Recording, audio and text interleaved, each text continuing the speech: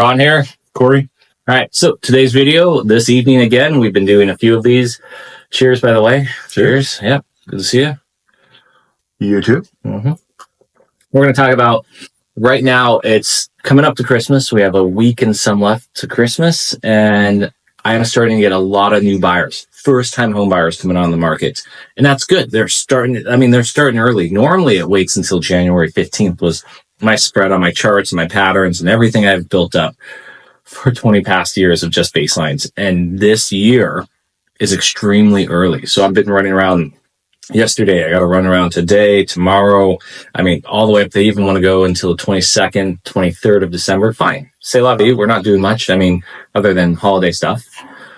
Right now, I'm getting a lot of first-time home buyers, which is huge. Not buyers, but first-time home buyers. I have buyers as well. Don't get me wrong. But my majority as of right now is all first-time home buyers, which I am absolutely loving. I'm glad they're starting to come back in the market. Yeah, I think that was, a couple of things. One, it was we had such high interest rates that kind of took a lot of those first-time home buyers out of that market, unfortunately. And they're starting to come down. The rates are. Yeah, the rates are starting to come back down again, and there's still kind of some talk that they may go a little bit lower still through the year.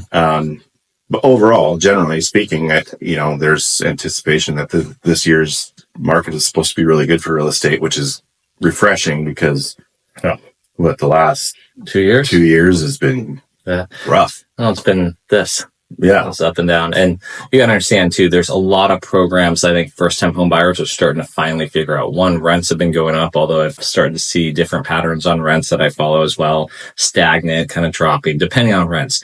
But rents are still extremely high. And at the end of the day, when you take that rent and you start dealing with people that are either in Washington State, we're going to let's hyper-focus micro on Washington State right now. A lot of stuff is happening in Washington State with rentals. There's a lot of new rules, new laws, especially in Olympia, anywhere else, that is basically taking anybody that owns a rental to cash out. They're just selling them, all these investors. Yeah.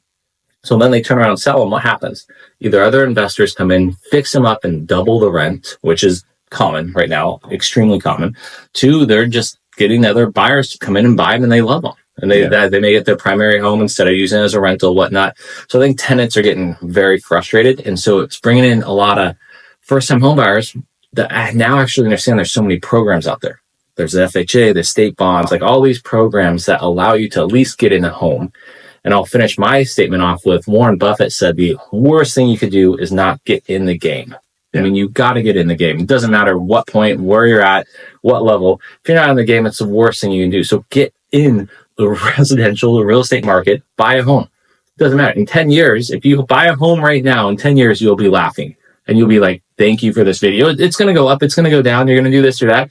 As long as you can make the payment and don't miss the payment, you're fine. Don't overextend yourself. Don't go house poor, but just get in the home. And then down the road in a few years, I can teach you to refinance, or in a year, or whenever the rates go down, refinance. And then from there, you'll start building up equity, and you'll start putting a rental into a home. It's just, I can go on and on about this, but yeah, and I'm not an expert in the different avenues that you could use that money with the home that you own to better your financial status. Oh, yes. But there's some people that say, don't refinance your house, do this other thing that essentially uses HELOC. Right. There's home equity line of credit. That's tax free, by the way. Right. And there's even other avenues, but I'm not going to speak on them because I don't know the ins and outs of it, but there's so many different directions you can go with using the equity that you have within that home to better your financial circumstances and down the road. Yeah. Yeah. And that's the next part of your journey. One, get the home. Then you can get the home and start building up equity, and then Google, and I will go over some of those because I've had clients ask me constantly, which we can make another video on, of how to do that, because there are some amazing stuff out there that you can pull out tax free. So if you look at a lot of high-end investors, self included, that we take a home and then you pull out a HELOC. Remember, that HELOC's tax free. And if you're pulling out a HELOC at a great rate, less than what you're bringing back in, it's huge. And then you can go and use that tax free on certain stuff and keep rolling and rolling and rolling. Yeah. And if you bought a house in like late 2019, 2020, even 2021, and you have those low interest rates of like 2-3%, 2.5%, 3%, yeah. you probably shouldn't be selling that house. You should probably be renting it. Yeah. No, you should. And there's because a lot of money is, essentially that's like free money that you've been lended on that home, and 2.5%, depending on how much you owe and stuff and everything else. Yes. But if you could turn it into a rental, absolutely, and buy another house, because you remember, if you buy a rental, or if you have a rental, that is considered income to you, and that can add to your income. Debt to income ratio to buy another home. Yeah. So you can basically say, hey, I'm going to rent this home, figure out the debt to income ratio, go buy the other home, make that a rental, make sure you're able to make that payment with the other home, and then you're able to use both homes and build up your empire or go that direction, which is huge. Yeah. So at the 2.5%, Corey is exactly right. And you can even take money out of that rental. Remember, now you have a rental, tax deductions, everything else on top of that rental that helps your income, that subsidizes everything. You're not going to be a multimillionaire off of one home. You need a lot of homes. And I've seen people say it, you need to go multifamily only. No, that's not true. I mean, just having one single family home, if you have kids, hold that home like ours, 10, 15, 20 years, you hold that home, it's almost going to be paid off, or should be paid off if it's a rental. You have a primary. Now you have generational wealth. Now you have a home for your kids that you can give them that's paid off, because I don't think in 5, 10 years, and they even say right now, kids won't be able to afford homes. And that's true. So if you're able to do that for your kids, or even if you don't want to do it for your kids, well, in 20 years, you have a nest egg that you can cash out, and there's 700,000 just cash, 800,000, whatever. There's, that's a huge chunk. So that's the whole point of keeping renting, moving on, and just keep turning the wheel. Yeah. It can do a lot for you if you know how to leverage it, or even if you don't. Call us. We can put you in contact with the people that do know how to do those. I have an amazing accountant. Dan is the man accounting. I still have not made him laugh. I doubt he watches my videos, but if he does, Dan, I will make you laugh someday. Actually got to email him back. That's one thing I do got to email. I want to call him. They don't call. That's fine. We'll email them. We won't segue on that. But give us a call. We'll give you all the information, all the people, all the tools to do everything like that.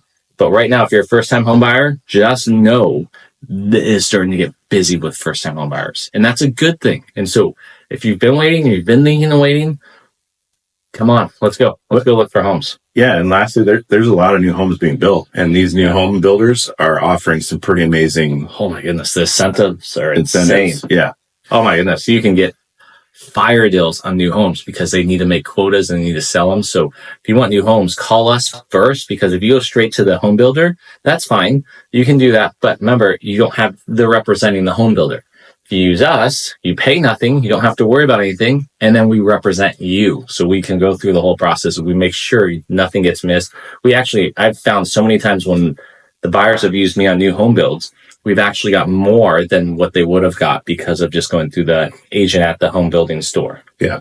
And remember, I want to reiterate, you as the buyer don't pay us as your representative. NAR did have a lawsuit that's supposedly changed. All they changed really was the paperwork that's done with it. And we were still in the game on that too. Yeah. And it's still sellers that are paying that. And sellers do have the option to negotiate to say, we're not going to pay X amount.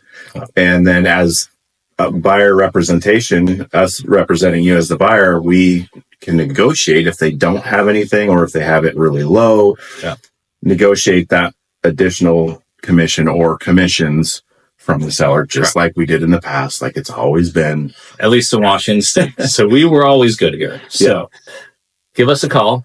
Let us help you out as a first-time home buyer. We'll go through all in depth. You can tell we have so much knowledge. This segued this way because we love first-time home buyers, and we love money and wealth and generational wealth, and we have so much information.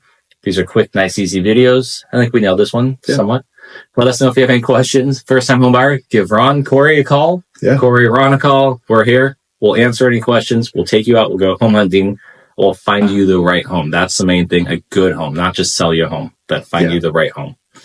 Yeah, we both know what to look for when in homes that are a no-no. We actually can build homes, so there's a difference. I'm licensed, bonded, and insured. Ron is very versed in. I built this home. Yeah, so myself. We got you covered. So I bled over there. Don't make you think I didn't build with that header on the, oh, you can't see it. The big window over there. There's a big window. And yeah, there's a few, you cut yourself, but yes, we are good. Yeah. And it's nice to have someone licensed and bonded. Both of us know what to look at: foundation, electrical, wiring. We know the general stuff. Of course, we're going to tell you a licensed and bonded electrician, plumber, and this and that if we find something. But during the inspection period, or even just looking at homes, I can't tell you how many times Corey and I have walked around a home and just kind of looked at each other, and we noticed this on the foundation, this on the siding, this on the windows. And it's fun to point it out, because that's the whole point, is you point it out to clients so you know what you're getting into ahead of time, so we don't even waste money on inspection. Or like my first time home buyers yesterday, I keep segueing on these videos, sorry, but we looked at something. I said, hey, by the way, well water here is really low. Oh, we found the storage container. Oh, look at the foundation there. Water is starting to take away from the slab on the foundation. Little stuff like that really helps click to know what they're getting into. Mm-hmm. Yeah. Anything else on this one? I mean, we could go on forever on that. I love it. All right, next video. We'll do it. All right, Ron. Corey. All right, see you guys.